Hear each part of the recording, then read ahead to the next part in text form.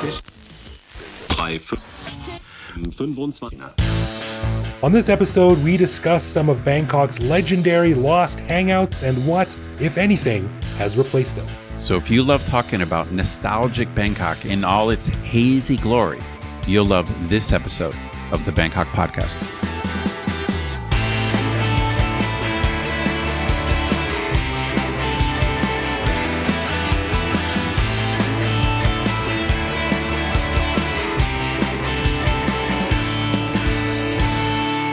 Sawadee krap and welcome to the Bangkok Podcast.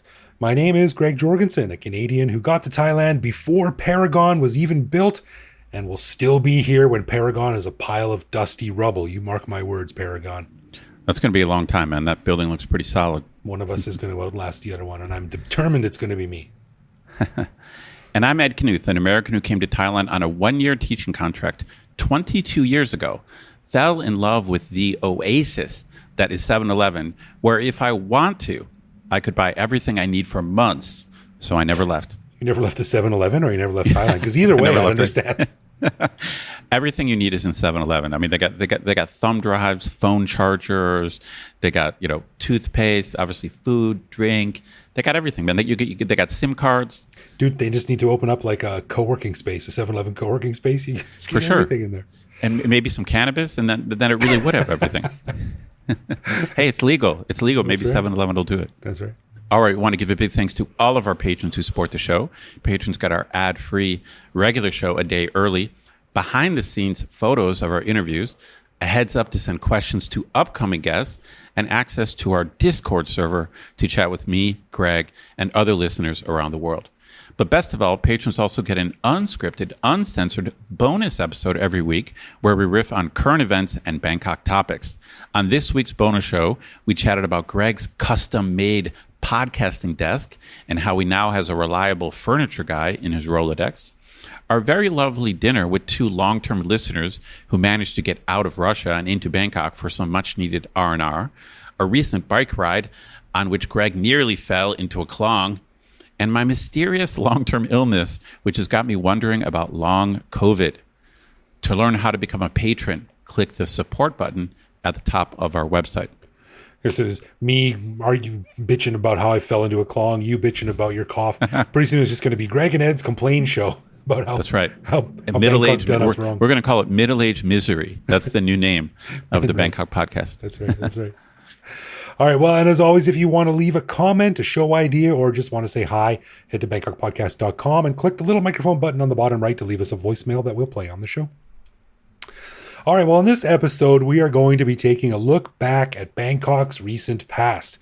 Now, this topic was inspired by a tweet that I sent this afternoon when I was walking down Soi Convent past the giant construction site of Miner's new office tower, right on the corner of Silom there. And that corner is mostly unremarkable, except the construction site was once the location of the restaurant where I met my wife. Wow. Yeah, so it got me thinking about the new Bangkok versus the old Bangkok and reflect on the places that we used to love going to, but have since been torn down. And taking it one step further, pondering if there have been any comparable alternatives to the demolished locations. I think that Bangkok is well known, Ed, for not really caring about its old, much-loved buildings, be they heritage buildings or historical buildings or not. So this is something that I think everyone knows a little bit about. Obviously, the longer you've been here, the more places you've seen torn down and replaced. But we thought this would be a fun conversation about what you and I each personally miss, and if there's been anything that replaces it that's sort of up to the same level, up to snuff, so to speak. Yeah, I love this topic, although I think there's many different layers to it. Like you said, one layer has to do with architecture and things like that, and that's too sophisticated for me. But you're right. Sometimes there's just an architectural wonder that ends up getting torn down that you can't believe they've torn down. So I know you've got at least one example like that. But another aspect of this has to do with just either restaurants or bars or nightlife places that were kind of Bangkok fixtures or legendary places that you thought would last forever, but eventually had to close. So I'm not talking about everyone knows that Bangkok is famous for turnover in the restaurant and bar business. So there's tons of bars and restaurants that last 6 months, 1 year, 2 years. But once something has been around for something like 10 years, you get the feeling that, wow, this is going to become a Bangkok institution, or this is a Bangkok institution, because you have places like Saxophone Pub on Victory Monument, which is just this well-established fixture. Well, the weird thing is, a bunch of those well-established fixtures have actually gone by the wayside. Nothing lasts forever, Greg. I don't know if I'm the first person. I don't know if I'm the first person to let you know that, but nothing lasts forever. Yeah, you're right, and nothing lasts for. This place will be here forever until one day it isn't. That's right. And like I said, so the things we're going to go over, Ed has 3 and I have 3, and these are places that each of us finds very nostalgic and was important to us in recent Bangkok history. And of course, everyone's going to have their own places that were important to them. But I think some of the places that we're going to bring up are important to us personally, but I also think that most people will probably know what we're talking about and will understand why we chose them as important to us, and also maybe sort of a little bit more important to Bangkok's identity or Bangkok's vibe or energy or the spirit of Bangkok, whatever. That's right. I think a city needs long-standing venues. It needs places like Ad Here Blues Bar that I go to, or Saxophone, or whatever, the restaurants that have lasted, for 20, 30, 40, 50 years. A city needs that. And so when you see one of those places die or have to close, it is pretty sad. So the bottom line is, this is a backwards looking show where by definition we're talking about places that don't exist anymore. So this is a slice of Bangkok history, but it's kind of different from our previous history shows. This is more recent, but we are talking about going back 20 years, 30 years in some cases. Right. And it's a little bit more personal. Like, my 3 examples are all very personal to me, and they have to do with the 5 years that I lived basically on Sukhumvit Soi 1. So Lower Sukhumvit, that was my original days, or those were my original days in Bangkok. And so there were many venues nearby there that I just fell in love with, that I just thought would be around forever, but alas, they have all closed. Right, and again, everyone has their own places, and each of those places helps define someone's ties to Bangkok, especially as expats turn into long-term expats. Your relationship with Bangkok is often defined by a lot of these places. So, correct. So we've each got 3. You want to go first, and we'll just discuss our picks as we go along. Sure. I'm going to mention a place that people who lived on Sukhumvit more than 10 years ago, maybe about 15 years ago, will remember as Soi 0. This was just a classic. I don't even know what to call it. It's not really a venue, but a homeless encampment. Right. Everyone knows that sois in Thailand are numbered with odd on one side and even on another. And Sukhumvit Soi 1 is the first soi on Sukhumvit. It's where Bummergrad Hospital is and where I lived. But actually, there was essentially a place underneath the highway with very, very low rent. It's the most basic accommodations you could possibly imagine, where there were a bunch of beer bars. And my memory is that we called it Soi 0 for a couple years, until eventually they actually hung up a sign that said Soi 0. Yeah, I remember that, and I never went into any place in Soi 0, but I remember it being there, and it was sort of like this Blade Runner-esque weird, shanty town of beer bars. It was a shanty town, that's right. And I have such nostalgic feelings about it, because I just couldn't imagine doing anything like this back in the States. Like, when you went to Soi 0, you really were in a slum. These were I use the term bar, this is essentially like plastic stools, and there's piles of garbage, and these were like the most minimal definition of a bar you could possibly imagine. It was just a place to go sit late night and drink.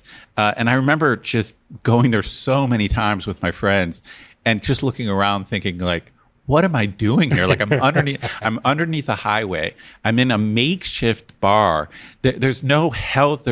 You're very far away from any health or safety standards. Right. There's a train going by 15 feet away. That's right. There's a train. Yeah, right. There's a train line, and it's just you really can't define it as anything other than just super sketchy. It was like the sketchiest, Yeah. most low rent.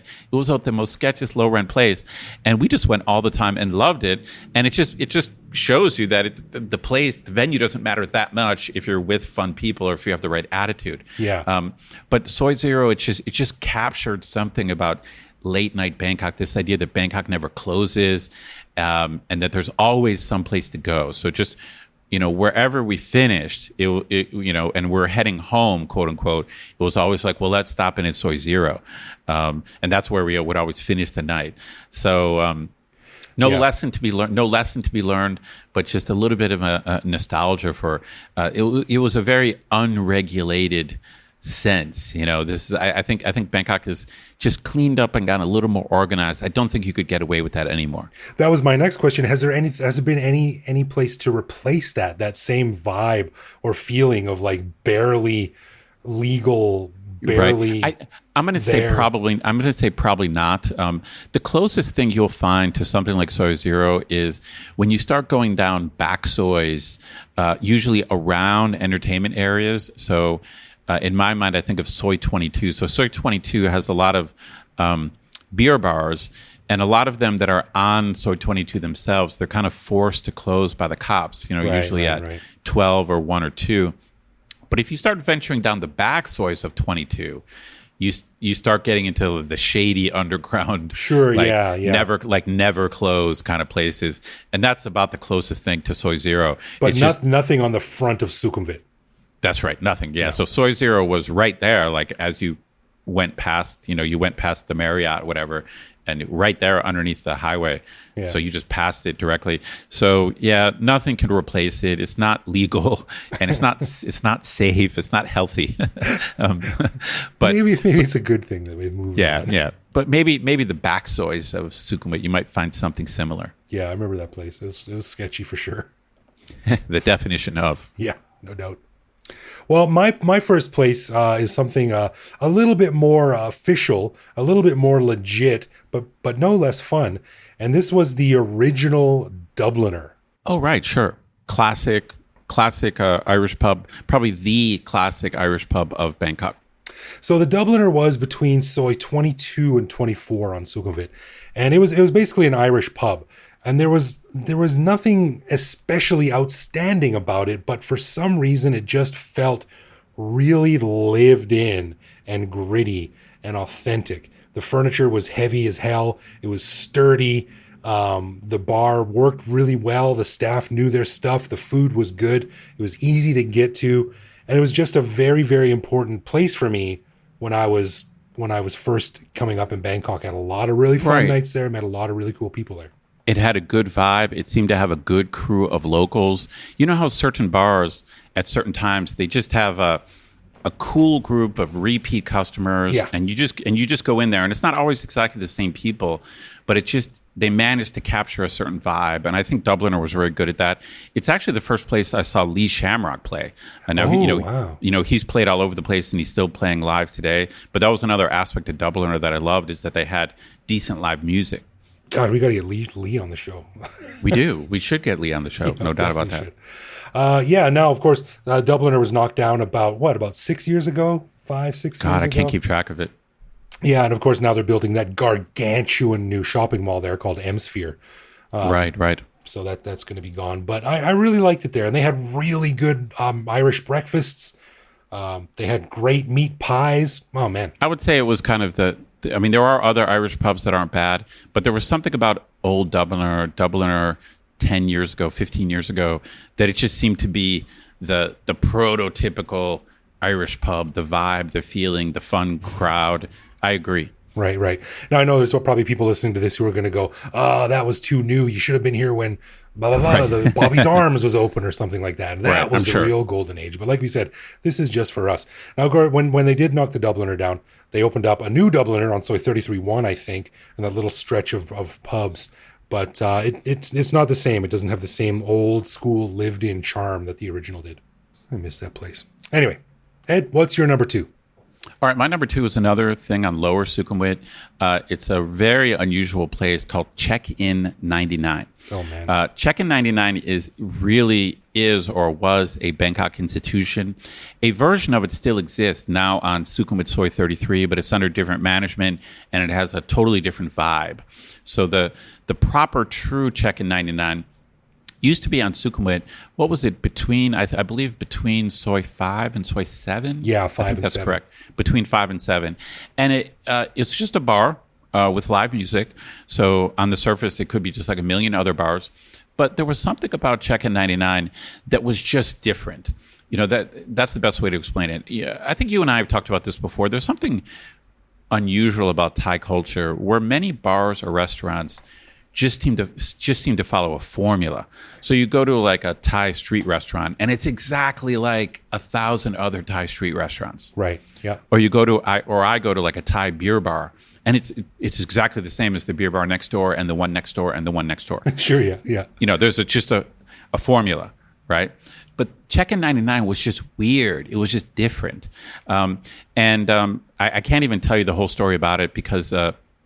It really was historic in that it had a very old history and opened up originally, I think, in the 1950s and 60s.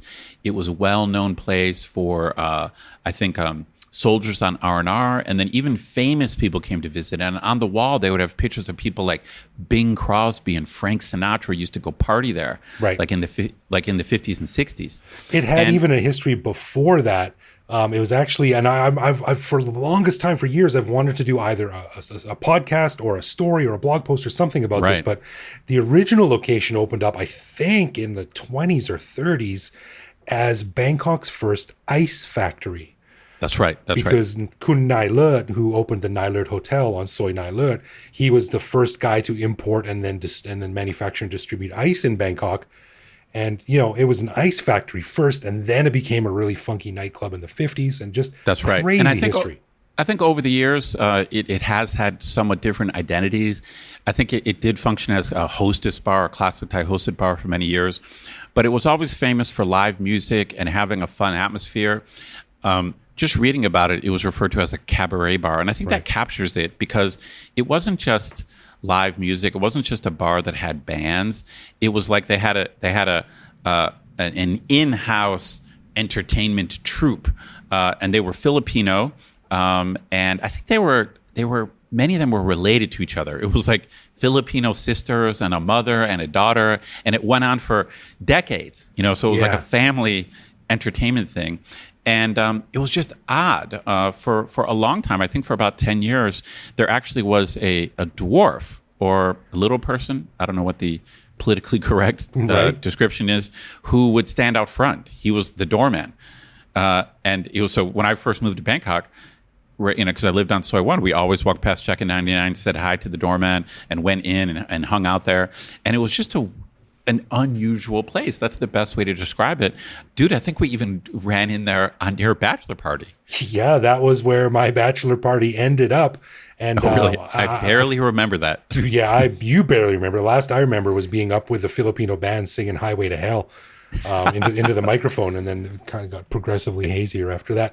But, you know, is there another place like that in Bangkok now? You said it opened up when it closed down, but it wasn't the same. They moved to Soi 33, but they kind of changed the vibe and things. So I think it's gone. I'm not sure you could recreate Check-In, that version of Check-In 99, but I think it's just an example of a bar that pursues its own identity. That seems to be what I like. I like when I go into a bar that's just not a copy of something else. Yeah, exactly. Did its own thing, didn't follow the rules, and was like, you know, that's great. You do your thing, we'll do our thing, and we'll each be cool. That was Check-In for sure. Yeah, very individualistic. Loved it. All right, my second one is something that I miss a lot, and now I don't really have a need for these things anymore. But back in the day, this was very important to me, and this was the old Suan Loom Night Bazaar. Oh man, I used to love Suan Loom, man. That was a huge part of my first really 10 years in Bangkok. But anyway, go ahead. I don't want to steal your thunder. Talk about Suan Loom. Now, Suan Loom, for those that don't know, is right across Wireless Road, on the other side of Wireless Road from Lumpini Park. Of course, now it is the future site of the massive One Bangkok project, which is going to have like 15 giant skyscrapers there. Dude, how many of our old favorite places are being replaced by a giant mega mall, shopping complex, condominium, apartment, entertainment? That's really what's happening. Everything is mega. All these like smaller places with a unique identity, they're just getting replaced by giant corporate mega malls. Yeah. I'm really hoping for the day they go, sorry, we're demolishing this to build a giant new library. That's right. Fine by me. Yeah, it never seems to be that, right? But this, so back in the day when I had a lot more friends visiting than I do now, because all my friends are the same age as me and no one travels anymore. But they used to say, "Oh, we got to come. Where's the night market? The night market." Not realizing that there's, there was dozens back in the day. But I was always say, go to Sukhumvit. It's centrally located. It's very safe. They got good stuff, a wide variety of stuff. You don't have to go all the way out to Chatuchak.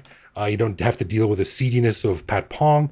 It was just a very nice place. They also had a big open air restaurant and a stage where they sometimes had music. So it was a really, really nice place to go.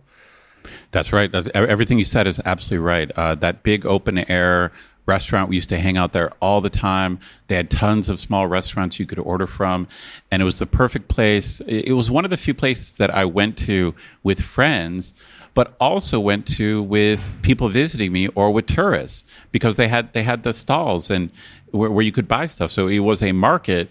So it was a place I could bring my mom to, but it was also a place that I would bring my girlfriend to hang out. Sure, exactly. Yeah, my mom used to love going there. She used to walk up and down and leave with bags full of stuff. Also, in the middle, they had a fairly large recreation of Angkor Wat. For some reason. That's right. Yeah. But now when people come and they say, like, if someone came to Bangkok next week and said, "Where's the night market?" I wouldn't really know what to say. I'm with you. Pat Pong is dead.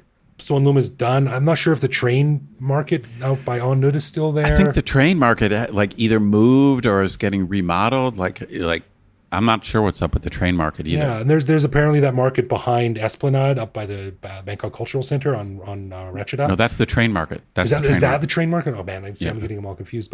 But for some reason, like, everyone knew Sukhumvit. It was the place to go. Everyone could go from young to old. It was easy to get to. There's not a lot of places like that anymore. And there was a long battle over that land, because I remember I'd only been here a couple years, and they already announced, Sukhumvit is going to close. They announced it in something like 2003 or 2004, and so many people loved it that it actually lasted for 5 years after that, or even longer than that. It lasted a pretty long time. Yeah, it took like 5 or 6 years before they finally kicked all of the vendors and shops out of there. And then it sat empty for like another 3 or 4 years until they finally started to build something there. So yeah, I mean, it's, we need to do a show specifically on mega malls. It's an issue that we have talked about, and I'm not against the idea, but I mean, how many does Bangkok need? Yeah. Well, I mean, in its defense, One Bangkok is going to be, it's almost like a giant city, a vertical city. It's going to be massive. True that, but Paragon is huge. Icon Siam is huge. M Sphere is going to be huge. Like, how many like cities within cities do we need? But M Sphere is going to have IKEA, so there you go. True that. All right, what's your next one? All right. Well, again, another lower Sukhumvit establishment. I want to talk about the original Woodstock bar, which had a fascinating location. It was located right in the middle of Nana Plaza. And Woodstock Bar was just a classic American bar and grill. And to be clear, even though it was in Nana, there were no go-go dancers there. It was a straight, regular, legitimate bar and restaurant. And it was famous for, obviously, great American food, but particularly famous for its song selection and jukebox, which sounds so anachronistic today. But they just had... Yeah, but they just had a killer selection of music, and man, did I spend a lot of time in Woodstock. It was this oasis in the middle of the insanity of Nana Plaza. So you could just escape the chaos, escape the bar girls, escape the go-go bars, and just sit in a normal bar with normal people and listen to good music and eat great American food. And I'm still friends with the owners, Peter and An. So Peter and An, I doubt you're listening to the show, but if you are, you guys know I'm a huge fan of Woodstock. And I even discussed with them coming on the show because they have so many crazy Bangkok stories from the 90s, from like before our time. And, you know, they ran this bar right in the middle of Nana Plaza for, I think, more than 20 years. So they have crazy Nana Plaza stories to tell. So we got to get them on the podcast. You know, I was never at the one in Nana Plaza. I was only, the first time I went to Woodstock was when it moved to Tonglaw Soi 11. That's right. That was the same place, right? That's right. Yeah. And it actually was not bad on Tonglor. I went there many times, listened to music there many times. Yeah. But it really, the location in the middle of Nana Plaza just made it so unique. You know, the bar itself was great, but the fact that it was in the middle of Nana was perfect. I mean, Nana is already sort of like this weird little microcosm that you have to duck into. And then within that microcosm, you can duck into another sub-microcosm, which is sort of like... That's right. Yeah, no, I guess I feel like I'm overusing the word oasis on this show. But man, I mean, Woodstock was an oasis. Like I just spent so much time there, and the food was awesome. The people were awesome. And oddly, you know, even though you're right in the middle of Nana, it's like the Nana seediness didn't really spill over. Like you just go in there and it's just like a normal bar, and then you walk outside and it's blam, you know, neon neon lights and like drunk people and chaos. But yeah, a shout out to the original Woodstock. I don't think it would be recreated, but it does fit my model for what I like, which is just singular bars that are doing their own thing. Like they're not like there's no bar like Check-in 99, and there's no bar like the original Woodstock. Right. There's no one. It's not following a formula. Peter and An just had their own thing going, and they just stuck with it, and it lasted for I think like 30 years. It was open for 30 years, something like that. Man, the conversations that must have happened in that place. No doubt. Good times for sure. Yeah. All right, so my last one then is something that closed down fairly recently, but I think most people will know what I'm talking about, and that is, of course, the old Scala movie theater in Siam Square. Oh, man, when this closed, it was like a dagger in my heart. I was there the last day. It was open and took photos, but why don't you tell the story?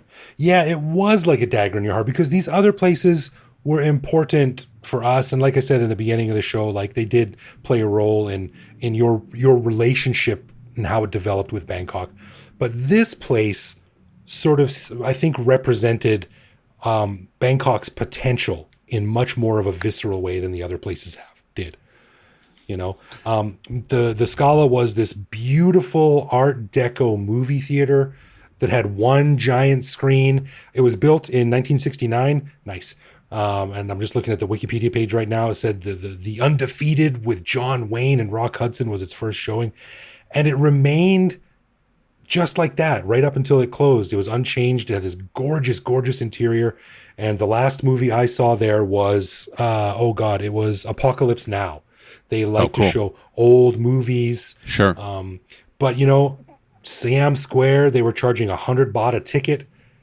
It's just impossible to compete economically with something like that. But it's a real shame because they didn't even like move it or build around it. They just knocked the shit out of it, tore it down, and now that spot is just, you know, a completely flat cement block, and it's going to be a new mall.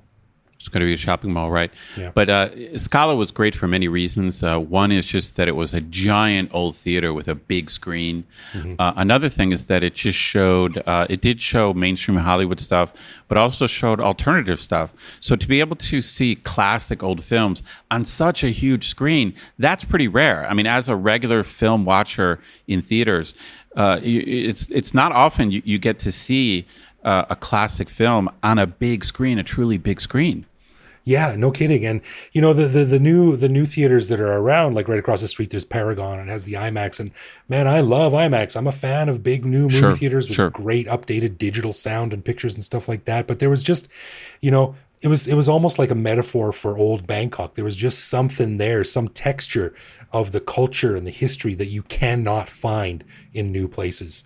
And it was a shame right. they just sort of demolished it without even thinking about that.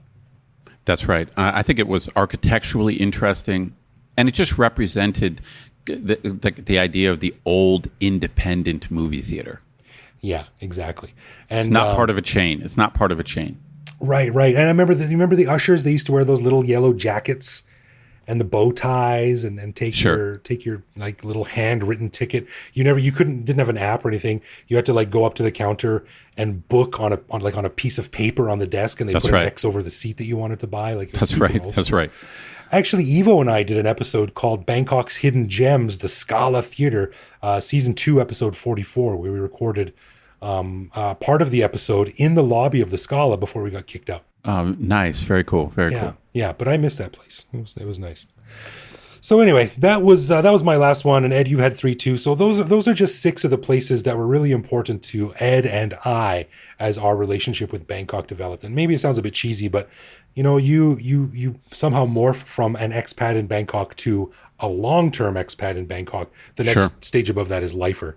I'm not sure if we're there yet, but these things are important, and of course it's going to be different for everyone. So I think our listeners, if you have any that we missed, obviously we're gonna miss a whole bunch of stuff. We want you to write in, and it's funny, Ed. After I got this idea after sending this tweet, I was doing some research online, and I remembered a recent tweet by our friend Justin Dunn, who posted something similar on Twitter, which got a ton of replies, and he wanted people to list some of their old favorite places in Bangkok, and we'll put a link to that tweet in our show notes and the replies. But man, as an honorary mention, just going through that tweet brought back so many memories. I'm just going to cycle through a few of them that people have brought up in response to Justin's tweet. There was Q Bar, Brown Sugar, Cheap Charlie's, Larry's Dive Bar, Barbican, Coup d'etat, Ministry of Sound, Anna's Cafe, Pickled Liver, The Londoner, and Crepes & Co. So all of them for sure. Cheap Charlie's. Oh man, what a classic place. Yeah. Q Bar, of course, although I never went that much. But this is what I'm saying. Everyone knows there's turnover, but it just sucks when something lasts 5, 6, 7, 8, 9, 10 years and you get attached to it, right? It's like being broken up with a really someone you really love, and they break your Bangkok heart. That's what it is. That's right. Anyway, good discussion. So listeners, if you have a place that we didn't mention and you want to chat about it, let us know. Become a patron, chat with us on Discord, or just send an email or a voicemail or something like that. For sure. All right, let's get into some love, loathe, or live with, where one of us picks a particular aspect of living in Bangkok, which we then discuss and decide if it's something that we love about living here, loathe about living here, or have to accept as something that we just have to learn to live with no matter how we feel about it. Last week, I asked Ed what he thought about 10% tips in restaurants. So this week, Ed, it's all about you. All right, this is very straightforward, motivated by my intro. What's your take on 7-Elevens in Thailand? They are ubiquitous. They are everywhere. Obviously very convenient. Is there anything about 7-Elevens that bother you? I've got a very specific opinion about them. I'm just curious what your take is. Interesting, yeah. I would say I'm in love with caveats. They are the very definition of a convenience store because they're so convenient. You can do everything there. You can do everything there. They're great in a pinch. There's one at the end of my soy, which, that's true of pretty much everywhere, no matter where you live in Thailand. Pretty much. There's actually one going out at the end of the soy of my son's school, so that's going to be nice when I pick him up from school on the way home. That's great. But they're almost too ubiquitous, like I can see a future where it's like, okay, citizen, you have to check in with your 7-Eleven badge before you can get on the 7-Eleven expressway. And right. So they're a little bit too much. And I mean, we've all been waiting at 7-Elevens where you're waiting in line and there's like 3 people behind the counter, but 2 of them are making like some coffee, and then one guy is cutting up some sausages, and another guy is, that's right, putting a little sandwich. And then they're getting a SIM card for someone. Yeah, and someone is paying bills because you could do everything there, man. Yeah, exactly. So I love them, but this is fascinating that you, in a way, my opinion is similar. I want to hate 7-Eleven. Like I hate the fact. So I grew up with 7-Elevens, in Ohio, and even from the day I got here, it always bothered me, the ubiquity of 7-Eleven, Starbucks, and McDonald's. It bothered because well, I've mentioned this before. When I moved to Thailand, I really wanted it to be different. I wanted to be on some kind of exotic adventure. Right. And then I find myself like going to the same places I go to in Ohio. So, on the one hand, like you might think, oh, you're an American, like you would like to go to these American places. But in general, I really wish there was something different, something new. And I just, like you said, I hate their ubiquity, and there's just 7-Elevens everywhere. And it's the same thing that I went to when I was a kid. And so I want to hate them, because they're corporate and they're mostly all the same. Right. It's kind of what I mentioned before. There's nothing unique about them. They're not like local mom and pop shops. Like there's nothing. You never get to know the people at your local 7-Eleven in general. I want to hate them, but the truth is, they are so damn convenient that I guess I have to say I love them. You know what I mean? Yeah. It's like they just have everything. I can just go in there, and if I just woke up and went to 7-Eleven every day, and I could decide what I needed after I got there. Yeah. Easy. I could just go there and I'd be like, oh, I have to do some banking, or I've got to pay this bill, or I've got to get a new SIM card, or I've got to get this food, or I've got to, like, you could probably buy a T-shirt there. It's just like the kind of place where you could just, they have every small useful thing. Like, clearly they've done their research and it's all target marketing, but they just have figured out everything that people need on a daily basis. If they figured out a way to put like a little immigration counter in the back of like select 7-Elevens, I mean, oh man, chef's kiss. It's just a place. They just kind of win. So I guess I got to give them props. But yeah, so but I agree. They win, but they win by attrition. It's just overwhelming. In theory, like I want to hate them, but they're so useful that I can't actually hate them. Why can't I leave you, 7-Eleven? That's pretty much it. That's pretty what it boils down to. So I guess I got to be honest and say it's a reluctant love. Yeah, I'm down with that. I agree. Reluctant it's like love. Someone you love that you wish you were not in love with. Right. She's a terrible kisser. She bites my lip, but I'm addicted to her. I still love her. So funny. All right, a final thanks to all of our patrons who support the show. Patrons get a ton of cool perks and the warm, fuzzy feeling knowing that they're helping support the show. Find out more by clicking support on our website. And connect with us online. We're Bangkok Podcast on social media, bangkokpodcast.com on the web, or simply bangkokpodcast@gmail.com. We love hearing from our listeners and always reply to our messages. Yeah, baby. You can also listen to each episode on YouTube. You can send us a voicemail through our website that we'll feature on the show, or even reach out to me directly on Twitter, RyanBKK. So thanks for listening, everyone. Take it easy out there, and we will see you back here next week. There's no doubt about that.